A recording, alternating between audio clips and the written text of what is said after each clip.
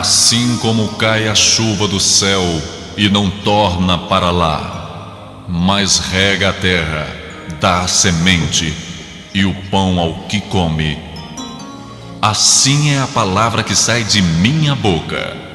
Não volta para mim vazia, mas realiza aquilo para o que foi enviada. A partir de agora, você vai ouvir uma palavra que pode mudar completamente sua vida. O vazio, a solidão, a angústia, a falta de paz. Tudo de ruim que sucede em sua vida nesta mensagem, Deus irá mudar e trazer até você paz, alegria, saúde e salvação eterna em Cristo Jesus. As páginas sagradas da Bíblia se abrem agora diante de você e através do missionário Deovan Lima, ouça uma palavra da boca de Deus. Muito bem. Nessa tarde eu quero levar você a refletir comigo em um assunto de grande importância. Eu estava meditando nessa madrugada e Deus, Ele trouxe ao meu coração uma palavra. Porque a grande verdade é que existem muitas dúvidas acerca daquilo que Deus, Ele pensa. E por intermédio desse pensamento, Ele irá fazer. O que eu estou querendo dizer? Eu estou querendo falar com você nessa tarde acerca de uma dúvida clara que se passa no coração, com certeza, de todos nós, nas mais variadas circunstâncias e situações que nós enfrentamos na vida. Porque a vida é assim, não é? A vida de todos nós, a minha vida, a sua vida, nós não estamos sempre numa mesmice, como uma poça de água estagnada. Não, de forma alguma. Nós estamos em movimento. Ora estamos bem, ora não estamos bem. Ora nós estamos com uma vida espiritual fervorosa, ora nós estamos abatidos, sem força para orar, sem força para abrir a Bíblia e ler, sem força para clamar. Parece que o céu se tornou chumbo e nossa oração não será ouvida. Enfim, a vida de todos nós, ela passa por altos e baixos, não é? Por situações que nos alegram, situações que nos abatem, que nos entristecem, que nos madeiam, que nos ferem.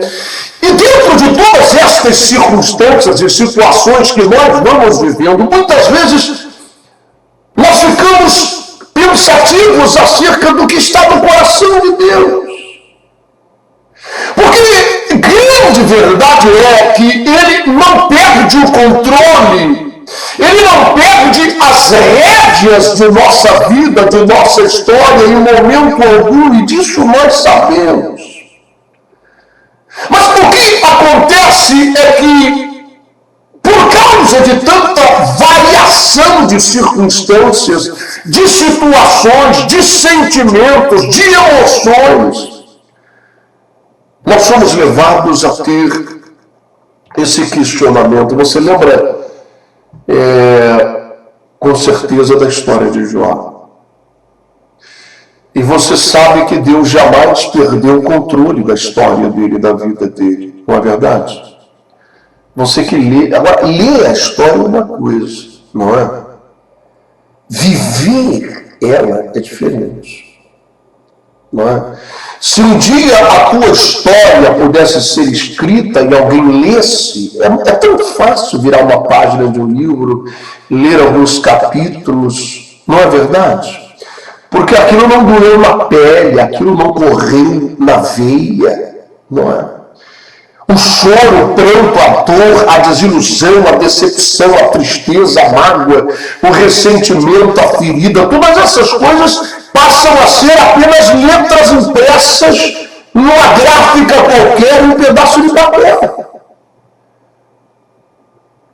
Mas Jó, ele não tinha feito mal algum, diz a Bíblia. Ele era um homem reto, ele era um homem justo, ele praticava o bem, ele se preocupava em agradar a Deus, ele se preocupava até com os seus filhos e com o pecado que os seus filhos cometiam diante de Deus, e ele pedia perdão a Deus pela ignorância de seus filhos, e de repente se abateu um mal terrível sobre a vida deste homem, tragédias em cima de tragédias, e ele simplesmente não sabia nem o que pensar. Isso já aconteceu com você? Eu acredito que sim, se você faz parte da raça humana. Se você é de pele e osso como eu, se você é alguém que tem um coração bombando sangue nas suas artérias, nas suas veias, se você não é uma espécie de super-herói com asa e letra S no peito, ou coisa parecida, se você é apenas um ser humano, eu acredito que isso já aconteceu com você. Ou quem sabe, como Deus me mostrou nessa madrugada, isso está acontecendo agora, não apenas na sua vida, mas na vida de milhares de pessoas que estão extremamente angustiadas, mas não pelo fato em si, não pela tragédia em si, não pela fraqueza espiritual que elas estão vivendo nesse momento, embora conheçam a verdade, saibam a verdade, leem a palavra, acreditam nela, mas estão vivendo um momento de extrema fraqueza, de debilidade espiritual. Não conseguem orar, não conseguem dar um passo sequer adiante. E sabe, Jó, quando estava vivendo essas coisas, ele não sabia o que dizer. Apareceram aqueles 3 sujeitos lá ao lado dele, né? Supostamente seus amigos. Né? E, sabe, às vezes é tão importante, não é? A palavra certa no momento certo. Nós termos pessoas com maturidade, com experiência de vida, que possam nos transmitir alguma coisa útil nessa vida, não é? É doloroso, às vezes, você pegar pessoas que pegam um texto bíblico, um versículo bíblico e taca na cara de alguém, não é? Infelizmente, a gente percebe que existem pessoas, existem pregadores que eles têm até um certo sarcasmo, uma coisa meio diabólica, para a gente usar o verbo rasgado. Né? O troço é meio satânico. Você vai para o inferno, e aquela coisa cheia de ódio. Né? E esses amigos chegaram ali ao lado de Jó e disseram: Jó, não adianta não, Jó. A casa caiu, pode confessar o pecado. Diz o nome da tua mãe de agora. Não, mas eu não fiz nada. Eu não cometi nenhum pecado, nenhuma barbaridade, eu não fiz nada escondido atrás da porta, minha vida é transparente. Mas então por que te aconteceu isso? Nós não podemos aceitar. Na nossa teologia não cabe que uma desgraça como essa venha se abater sobre a tua vida sem que você tenha feito nada. Alguma coisa errada, confessa, diz o nome lá. O que foi que você fez? E eu, para ser franco e honesto com você, eu não acredito que aquelas pessoas que ali estavam ao lado de Jó tinham interesse realmente de ajudá-lo, coisa alguma. Era mais uma coisa de pegar a matéria-prima para a fofoca da região, para todo mundo sair comentando da vida dele. Olha, eu não falei para você, o Jó, toda aquela santidade, o cara é professor, ele falou. Ninguém queria ajudar, coisa alguma. Mas estavam ali, não é? Para que pudessem cutucar as suas feridas. Jó passou por uma situação terrível. E teve um momento que ele fez uma declaração extraordinária, sobre isso que eu quero meditar com você. Essa é a razão desse programa de hoje. Ele disse: eu não sei por que está me acontecendo isso, eu não tenho a resposta. Eu não encontro versículo bíblico que possa definir a razão pela qual a minha vida se encontra desta maneira agora. Eu estou arrasado, eu estou abominando aquele dia do meu nascimento, eu estou destruído, perdi minha saúde, perdi meus bens, perdi meus filhos, perdi a honra, perdi tudo nessa vida e não fiz nada para merecer isso. E ninguém acredita em mim agora. De uma coisa eu tenho certeza: eu não sei por que Deus permitiu, eu não sei o que se passa na mente de Deus, eu não sei quais são os projetos que estão no coração de Deus, eu não sei explicar nada disso.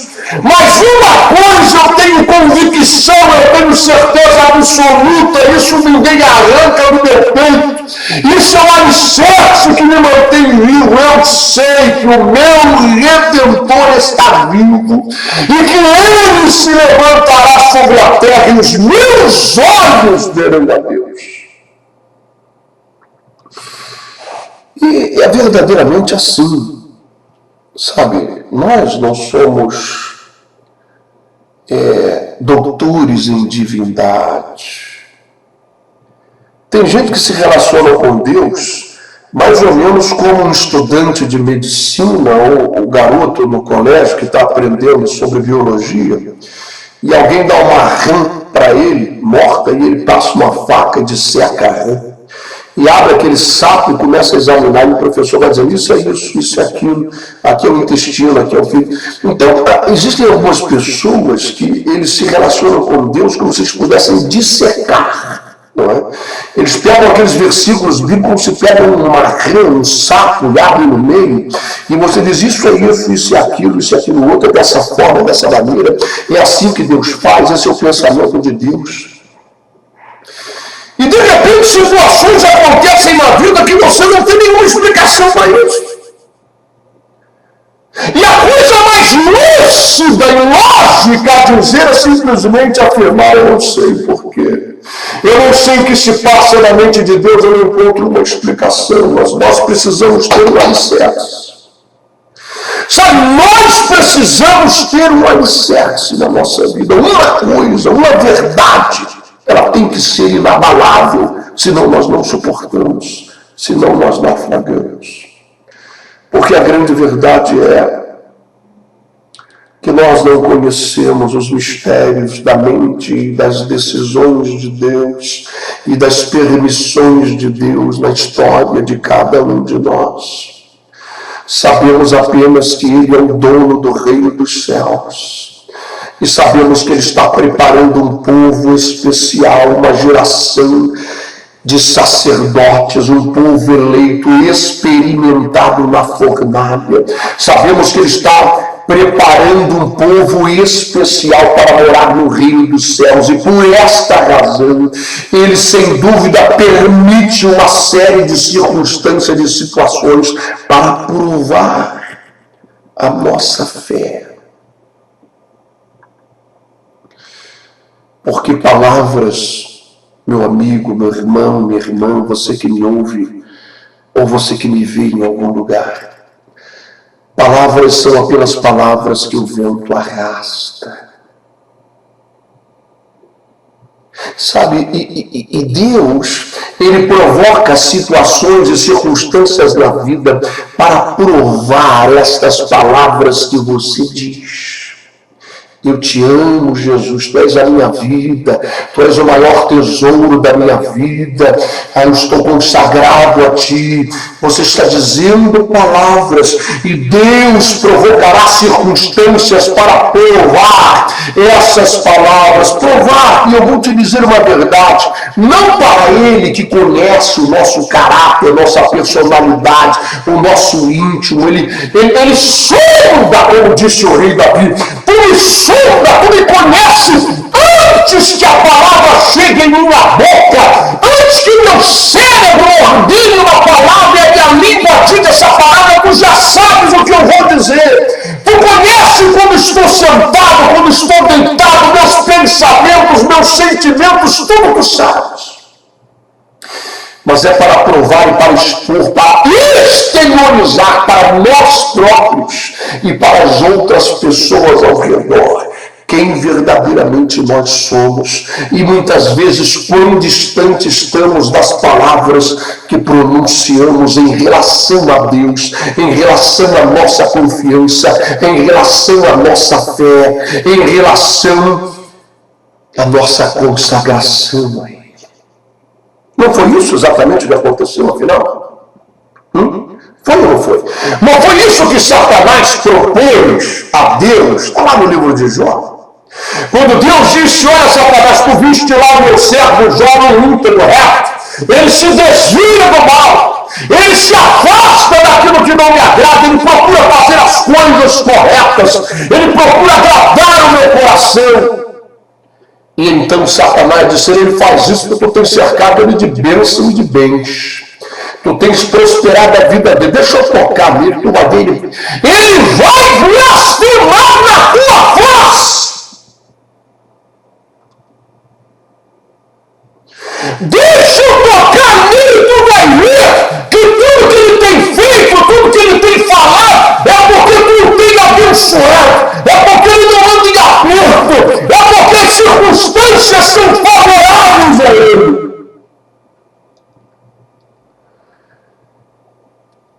E aconteceu todas aquelas tragédias que você conhece melhor do que eu. Coisas terríveis, e o que se passou no coração desse homem é indescritível. Não? As palavras não são capazes de definir toda aquela avalanche de tragédias. Basta a gente pensar que ele chegou a amaldiçoar o próprio dia do nascimento. Não. Nunca atribuiu a Deus falta alguma, mas a amargura era tão profunda que ele amaldiçoou até o dia do seu nascimento. Sabe, e essas dúvidas permeiam o nosso coração. O que está acontecendo? O que se passa no coração de Deus? Será que Deus está me rejeitando? Será que Deus vai me lançar no inferno? Sabe, a gente ouve falar que Deus é amor, mas que também Ele é fogo consumidor. A gente ouve falar no juízo de Deus. A gente vê as coisas que Deus fez ali naquele deserto do Sinai com os israelitas que foram libertos, que receberam a promessa da terra prometida. Será que eu fiz alguma barbaridade? Meu Deus, será que eu blasfemei do Espírito de Deus? O que está acontecendo? Eu não sei. E as pessoas desesperadamente começam a buscar ouvir a voz de Deus, a saber o que está acontecendo, que Deus fale, que Deus se pronuncie, que Deus diga,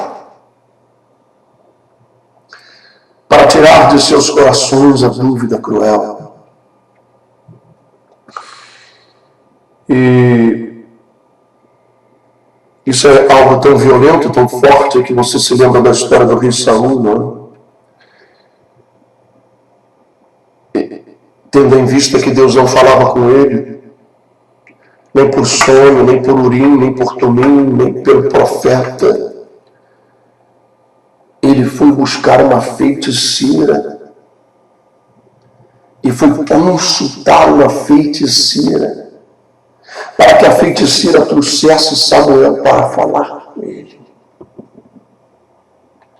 Tamanho desespero, tamanha angústia. Muitas pessoas não têm alicerce e elas perdem o equilíbrio. E aí é que está o perigo de todas as coisas. Missionário, então, hoje nessa mensagem, O Senhor vai desvendar pela palavra de Deus tudo que se passa na mente de Deus em todas as circunstâncias que envolvem a minha vida. Jamais. Eu sou incapaz disso e nenhum homem é capaz. Mas eu quero trazer para os teus pés um alicerce. As dúvidas virão, os questionamentos virão, as indagações virão, com certeza absoluta. Misturada à fraqueza, misturada à debilidade, misturada à vontade de desistir de tudo da própria vida. Mas se você não perder esse alicerce, teus olhos verão Deus restaurar a tua história, restaurar a tua vida. Jó disse, eu tenho certeza de uma coisa só. O meu Redentor, Ele é meu Redentor, essa aliança não se for quebrada. Ele me conhece, Ele conhece a minha mente, a minha vida, meus pensamentos. Ele é o meu Redentor. Vocês podem falar o que vocês quiserem, vocês podem achar o que vocês quiserem, vocês podem conjecturar, filosofar biblicamente o que vocês quiserem, mas Deus conhece a minha história. Eu tenho uma aliança com Ele, e Ele é o meu Redentor, e eu sei que Ele não está morto, eu sei que Ele não está amordaçado, eu sei que Ele não está amarrado, eu sei que não existe força alguma capaz de impedir Ele de operar, e vai abrir, vai existir, chegará um momento na minha história que Ele se manifestará, e os meus olhos verão a Deus, e eu ouvirei a sua voz.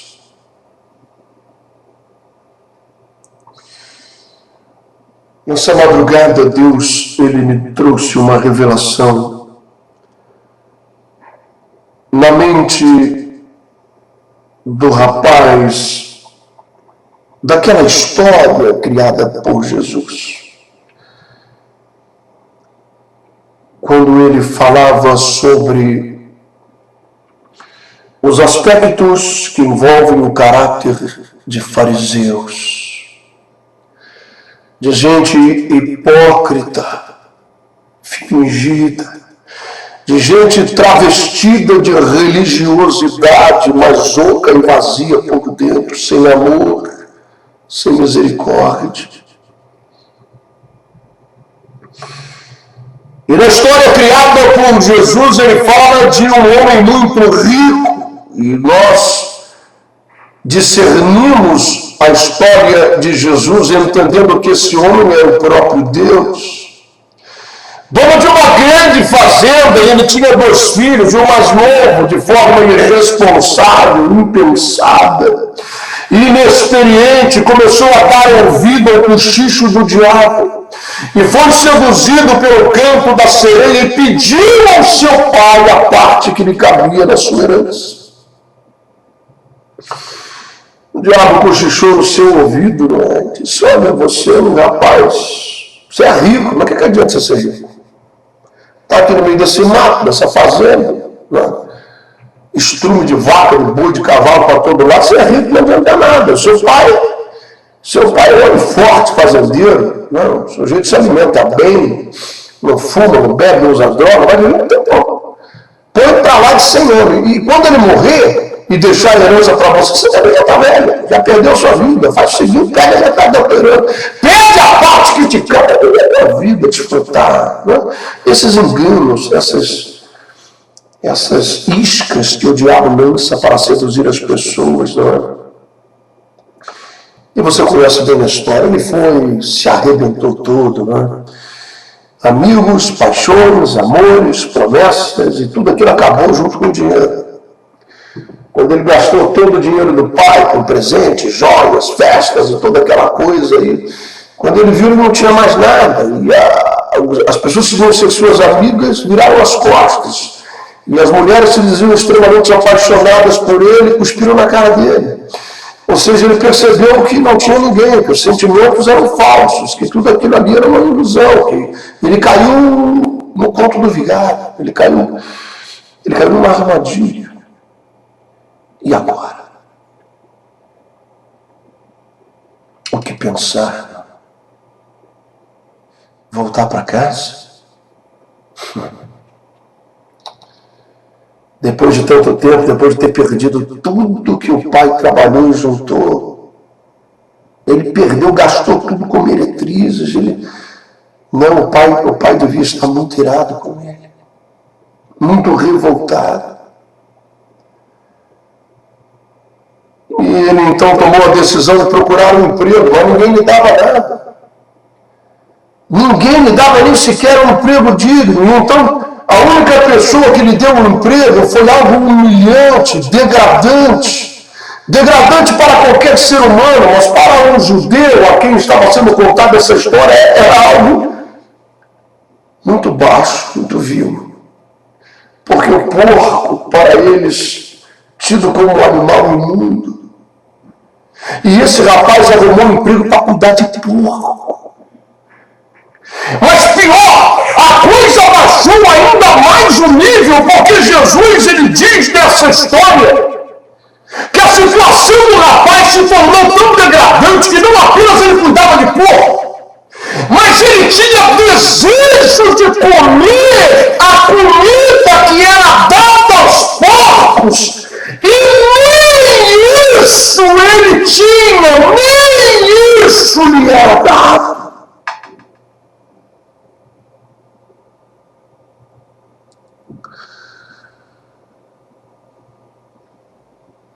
Se não houvessem dúvidas no seu coração, ele já teria corrido para o pai logo que ele ficou na miséria.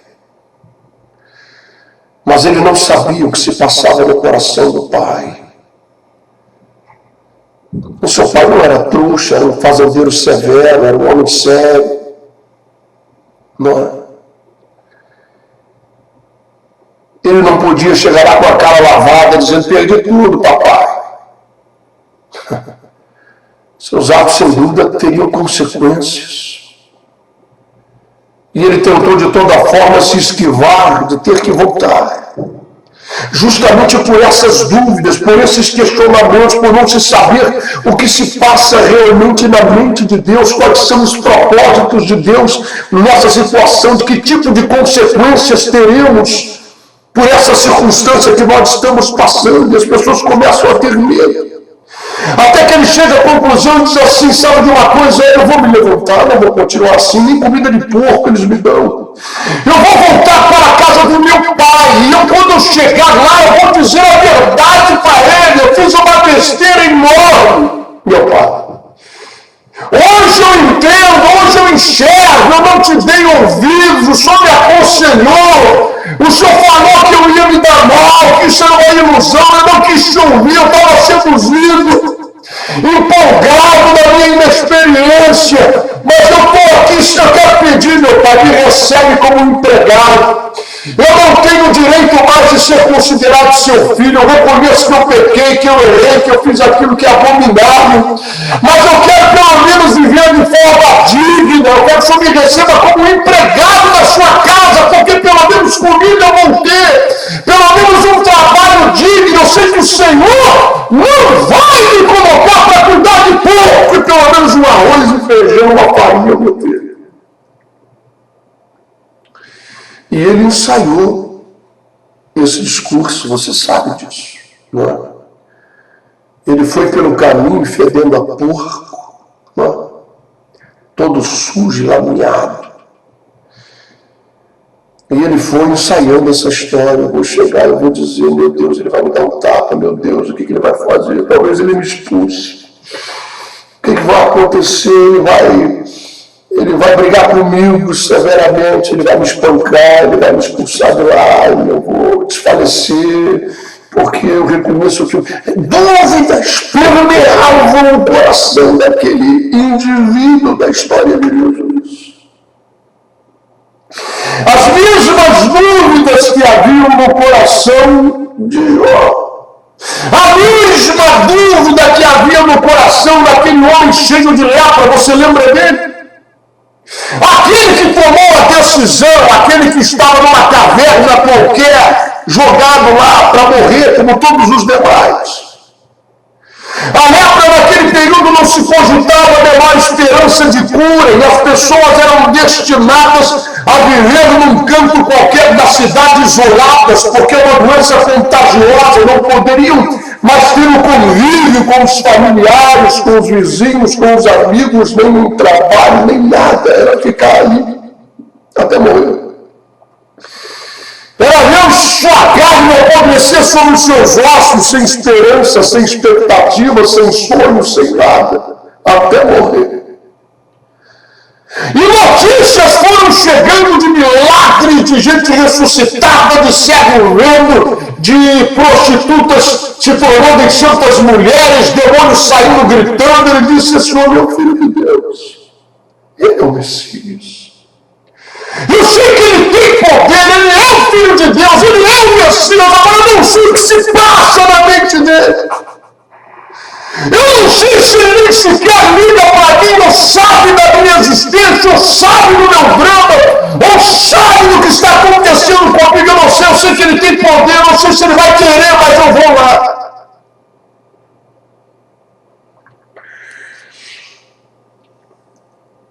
E ele chegou lá e disse: se tu quiseres, e eu não sei se o Senhor quer,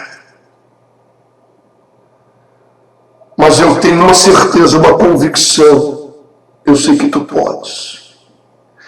Se tu quiseres, tu podes me purificar. Se tu quiseres, tu podes mudar a minha história, tu podes mudar a minha vida, tu podes me tirar daquele lugar de morte onde as pessoas definham a cada dia. Tu podes me devolver dignidade de vida, uma família, um emprego, saúde. Tu podes me restaurar. Eu não sei o que se passa na tua mente, quais são os teus conceitos e as tuas ideias sobre mim. Eu não sei o que eu fiz de errado para merecer tudo isso. Eu não sei que tipo de abominação, mas eu sei que tu podes. Se o Senhor quiser, tu pode mudar tudo isso. Se tu quiseres, tu podes me purificar.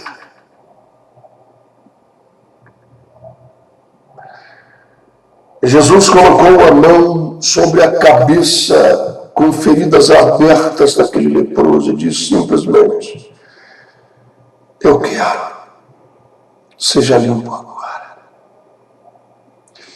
E suas feridas se fecharam, e sua pele foi purificada, e sua vida transformada.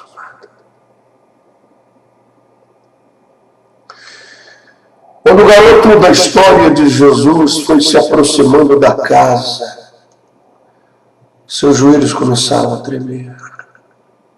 As dúvidas eram cruéis. Quem é Deus para você?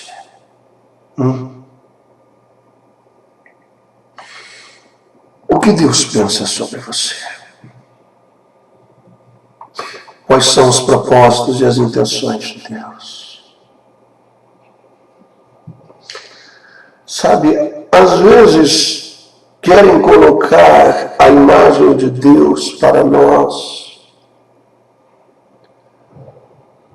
como um homem muito bravo, irado, com um porrete na mão, nos aguardando atrás de uma porta, para quando nós nos aproximarmos, ele meter esse porrete na nossa cabeça e acabar com a nossa vida. Não, eu não estou dizendo que Deus não executará sentença e juízo eterno. Não, eu não estou dizendo que Deus de fato seja fogo consumidor. Eu não estou dizendo que Deus ele vai tomar o culpado como se fosse inocente. Não, eu não estou dizendo isso. Todos nós conhecemos biblicamente o senso de juízo e de justiça de Deus. Todos nós conhecemos as histórias narradas nas Escrituras Sagradas, nos lembrando da necessidade de não irmos nos encontrar com Ele de forma despreparada. Preparai-vos, não é o que ele diz? Prepara-te, ó Israel, para te encontrardes com o Senhor teu Deus. Mas o que eu quero quero dizer, e talvez o rei Davi seja a pessoa mais indicada para nos ajudar nesse raciocínio. Ele que foi, ele que é o homem segundo o coração de Deus. Escreve o Salmo 23, coisas maravilhosas. Ele diz: o Senhor é meu pastor, nada me faltará. Ele me leva aos verdes pastos, às águas tranquilas. Ele me guia mansamente. Ele unge minha cabeça com óleo. Faz o meu cálice transbordar e prepara uma mesa diante de mim na presença dos meus inimigos. Veja que coisa maravilhosa. Veja como ele transcreve os sentimentos do coração do Pai, do coração de Deus, como um pastor que cuida de uma ovelha. Mas, sabe, ele continua a dizer, e ele começa a colocar agora situações na vida inesperáveis. Ele já tinha experiência de vida para saber que essas coisas poderiam acontecer, e sucederam de fato em sua vida. Se ainda que eu passe pelo vale da sombra da morte, eu não vou temer mal algum, porque eu sei que tu estás comigo, meu irmão. E minha irmã, você tem que ter esse alicerce debaixo dos seus pés. Em nossa vida, muitas coisas inesperadas acontecem. É impossível você saber o que lhe espanta no dia de amanhã. Quais são as circunstâncias e tragédias que muitas vezes podem lhe aguardar. Davi disse: ainda que eu passe pelo vale de sombra da morte, eu sei do verde pasto, eu sei da água tranquila, eu sei do cálice que transborda, mas eu sei também que circunstâncias podem acontecer em minha vida, que serão como aquele vale da sombra da morte. Ali eu não vou blasfemar, ali eu não vou desistir, ali eu não vou ofender a Deus. Eu sei que tu estás comigo, a tua vara e o teu cajado me confortam. Eu sei que a tua bondade e a tua misericórdia me seguirão todos os dias da minha vida, e no final eu habitarei com o Senhor para todo sempre. Bondade e misericórdia me seguirão todos os dias da minha vida. E essa característica de Deus foi exaltada pelo rei Davi. Ainda que eu esteja lá no vale da morte, a tua bondade, a tua misericórdia não vão me abandonar. Quando aquele rapaz da história da parábola chega finalmente e se aproxima do pai, cheio de dúvidas sobre os seus sentimentos, e ele começa a abrir a boca e despejar tudo aquilo que ele tinha ensaiado. Pai, eu pequei. Quando ele começa a falar, o pai o abraça, o beija, mesmo ele fedendo a porco, mesmo com aquela lama fedorenta, o pai o abraça, o beija e chega o seu servo. Eles tragam novas vestes, nova sandália, tragam para o meu filho um novo anel. Vamos dar banho nele, fazer um banquete, uma festa, porque ele estava morto e ele voltou a viver. Ele estava perdido e ele foi achado. O alicerce para a nossa vida é o amor de Deus, que é verdadeiro. O alicerce para a nossa vida é a bondade e a misericórdia de Deus, que são verdadeiros e nunca nos deixarão todos os dias de nossa vida. Deus, ele disse a Jeremias uma frase que eu quero que fique gravada no teu peito agora. Ele disse a Jeremias assim: eu é quem sei os planos que eu tenho sobre vós. Deus está falando sobre essas dúvidas, sobre essas incertezas. Meu Deus, ele vai mandar um raio, ele vai me consumir, vai brotar o câncer, a lepra, e agora Deus diz: eu é quem sei os planos que eu tenho acerca de vós, e são planos de bem e não de mal, são planos de paz, para vos dar um futuro e para vos dar sonhos realizados. Grave isso em seu coração, em nome de Jesus. Fica na paz e um abraço a todos.